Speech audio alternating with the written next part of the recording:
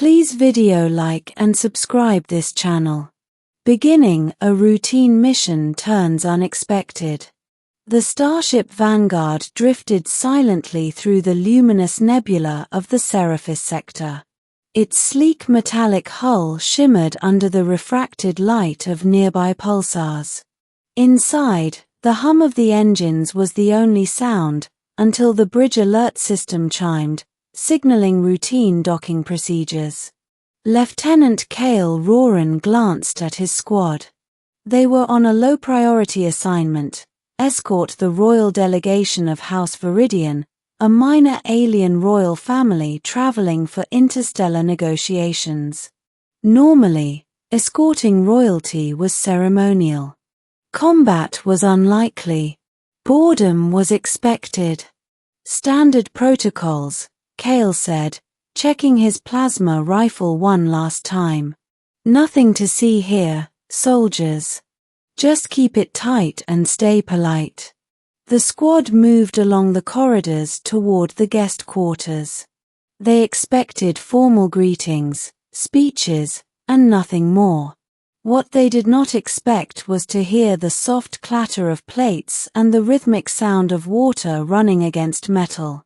It came from the kitchen bay. Curious, Cale motioned for two soldiers, ONN and Talo, to investigate. As they rounded the corner, they froze. There she was. An alien princess. And she was washing dishes. Her golden skin shimmered faintly under the harsh fluorescent lights, but it was her posture that caught them off guard: slumped shoulders, small motions, trembling hands.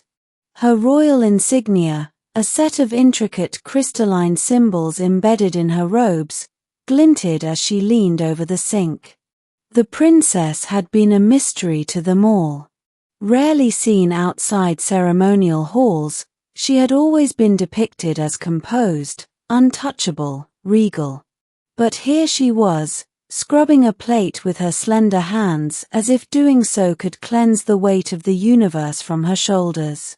Talo whispered, "Is she supposed to be cleaning dishes?" Arwinen shook his head. "I thought aliens of her rank don't, do anything themselves." Cale held up a hand, signaling them to stay quiet.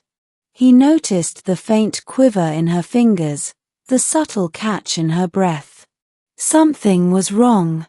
Before any of them could react further, a single, almost imperceptible shudder ran through the princess.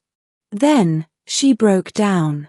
Tears, transparent and glimmering like liquid starlight, slid down her cheeks. The soldiers exchanged glances. None of them had ever witnessed a royal, much less an alien princess, crying so openly. The soldiers' compassion.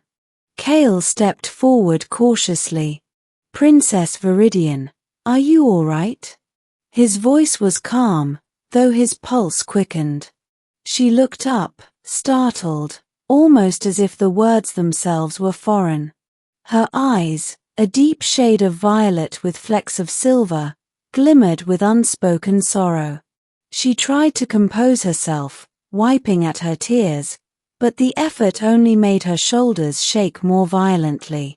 I can't," she whispered. Her voice was soft, almost lost in the background hum of the ship. "Everything is so heavy." The soldiers instinctively stepped closer, forming a protective semicircle around her. Cale kept his hands visible, open, signaling no threat. "We're here to help, princess. You don't have to do this alone." The princess's sobs caught in her throat. You don't understand. I should not be vulnerable. I am supposed to lead, to inspire, to represent my people, and yet I feel so powerless." Talo, usually the quietest of the squad, spoke gently. "Even leaders are allowed to be human, or alien, in this case. You don't have to carry everything yourself." She looked at him, startled. Perhaps it was the first time someone had spoken to her without reverence, without fear, without expectation. Here were soldiers, trained for battle, yet offering her empathy instead of orders. Kale knelt slightly, reducing the distance. "Princess, sometimes we all need someone to stand with us. Crying doesn't make you weak. It makes you real. It makes you relatable. It makes us want to help." For several long moments, she did not speak. Then, slowly, she lowered the sponge in her hand, letting it clatter to the sink. Her head dropped onto her arms. The tears flowed freely now, but they were no longer alone, surrounded by soldiers who offered presence, not judgment. She felt a flicker of relief. Arwen offered her a small towel, which she accepted with a nod. It was an act of kindness so simple, yet so transformative. The soldiers stayed with her, not asking questions, not imposing answers, just being. Over the next few hours, Kale and his squad learned fragments of her story. The princess had been forced into her role from a young age, her entire life dictated by protocol, expectations, and political obligations.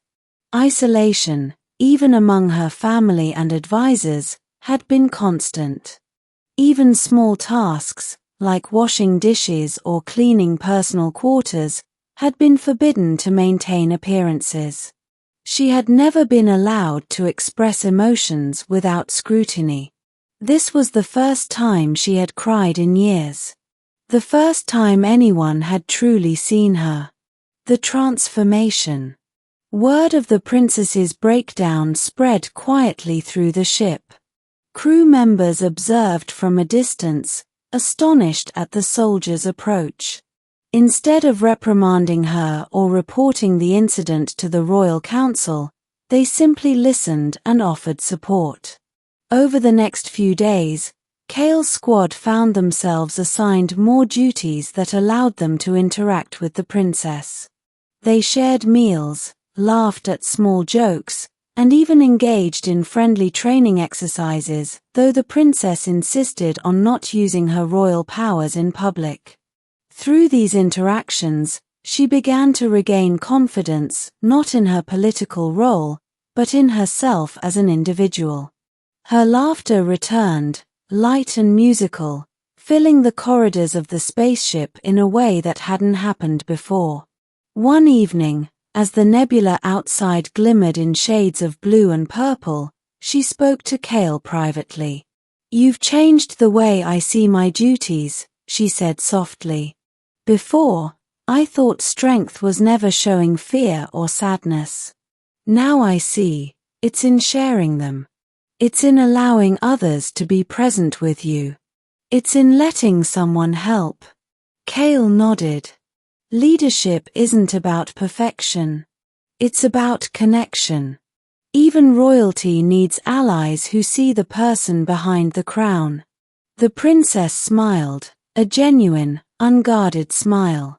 For the first time in her life, she felt like herself, not just a symbol, but a living, breathing being with feelings, fears, and hopes.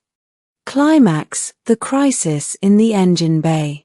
The ship's peaceful routine was shattered when an unexpected emergency occurred in the engine bay. A minor reactor malfunction caused a pressure leak that threatened the entire starship. Alarms blared as the crew scrambled to respond.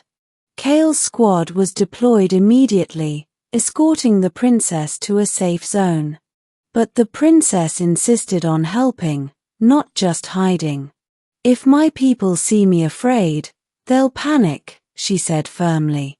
"I need to act." Under Kale's supervision, she assisted in minor operational tasks, her hands steady despite the danger. Her training in royal protocols translated surprisingly well to quick decision-making. The squad noticed a shift. They were no longer just protecting a fragile symbol. They were working alongside a capable, courageous individual. The pressure stabilized, and the crisis was averted. The crew cheered, and even seasoned engineers admitted they had underestimated the princess. When Kale and the soldiers escorted her back to her quarters, she stopped and turned to them. "I understand now," she said, her voice steady, her tears replaced by resolve. "Strength is not in hiding emotions. It is in embracing them and trusting others. You all have shown me that." Kale smiled. "We just reminded you of something you already had inside." Ending A Changed Princess, A Changed Ship. Weeks passed. The princess, now more confident and self-assured, began to lead the crew in both ceremonial and practical matters. She still washed dishes occasionally, not because she had to, but because she chose to. It reminded her of the lesson she had learned, that vulnerability, honesty, and shared effort were more powerful than authority alone. The soldiers returned to their duties, but they never forgot the lesson they had learned from her. They realized that even the most powerful beings could carry immense burdens alone, and that small acts of empathy could have far-reaching consequences. The princess wrote a personal letter to the royal council after leaving the vanguard. In it, she described her experience, the soldiers' kindness, and the newfound perspective she had gained. The council, initially skeptical, was impressed by the tangible improvement in her leadership skills, emotional resilience, and decision-making. On the next leg of her journey, the princess initiated programs encouraging her people to engage in small, shared tasks with their communities, not as chores, but as bonding experiences.